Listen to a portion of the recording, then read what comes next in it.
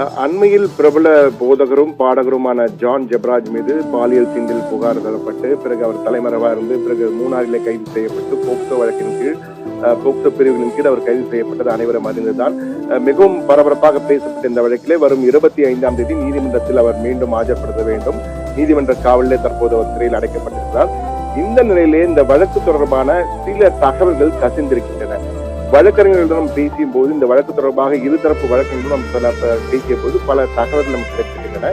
அதிலே வழக்கறிஞர் சிலர் இந்த வழக்கிலே போக்சோ வழக்கிற்கு தேவையான வலுவான ஆதாரங்கள் இல்லை என்ற ஒரு தகவலை தற்போது நமக்கு தெரிவித்திருக்கிறார்கள்.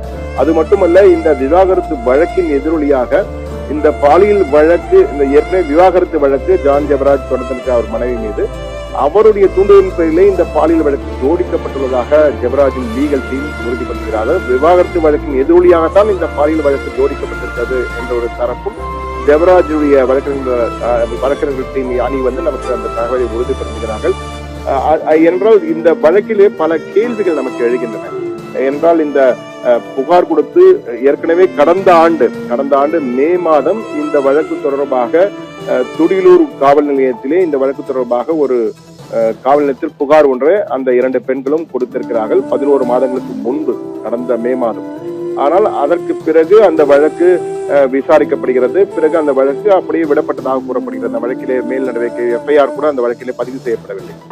அதன் பிறகு தற்போது கடந்த மார்ச் 25ஆம் தேதி திடீரென இந்த 2 பெண்கள் கோவை மாவட்ட குழந்தைகள் நல பாதுகாப்பு மையத்திற்கு புகார் அனுப்புகிறார்கள். அதன் இணையத்தின் மூலமாக ஆன்லைனிலே புகார் தெரிவிக்கிறார்கள். அதன் பிறகு குழந்தைகள் பாதுகாப்பு நல மைய அதிகாரிகளின் பரிந்துரையின் பேரில் கோவை காந்திபுரம் பகுதியில் உள்ள அனைத்து மகளிர் காவல் நிலையத்தில் மதபோதகர் ஜான் ஜெபராஜ் மீது போக்சோ சட்டத்தின் கீழ் வழக்கு பதிவு செய்யப்பட்டு நடவடிக்கைகள் எடுக்கப்படுகின்றன. ஓராண்டு முதலிலே கொடுத்த புகாரின் மீது நடவடிக்கை எடுக்காமல் அந்த கிட்டத்தட்ட கைவிடப்பட்டதாக கூறப்பட்ட வழக்கிலே ஓராண்டு கழித்து மீண்டும் தற்போது நடவடிக்கை எடுக்கப்பட்டது ஏன்? அப்போது என்ன நடந்தது? இப்போது ஏன் திடீரென இந்த புகார் கொடுக்கப்பட்டது என்பது போன்ற பல கேள்விகள் வருகின்றன. அது மட்டுமல்ல, சில அரசியல் தலையீடுகள் காரணமாக, அழுத்தத்தின் காரணமாக இந்த வழக்கிலே ஜான் ஜெபராஜ் சிக்க வைக்கப்பட்டாரா, அழுத்தம் கொடுக்கப்படுகிறதா அவர் மீது நடவடிக்கை எடுக்க என்றெல்லாம் கேள்விகள் தற்போது எழுப்பப்படுகின்றன. இதெல்லாம் அந்த வட்டாரத்திலே பேசப்படுகின்றன. ஆனால் பொதுவாக வழக்கறிஞர்களிடம் பேசிய போது இந்த வழக்கிலே பொதுவான வலுவான ஆதாரங்கள் இல்லை என்று கூறப்படுகிறது. ஆனால் அவர் முன்ஜாமீனுக்காக தலைமறைவாக இருந்து சென்று கைதானது ஒரு பக்கம் இருக்கிறது.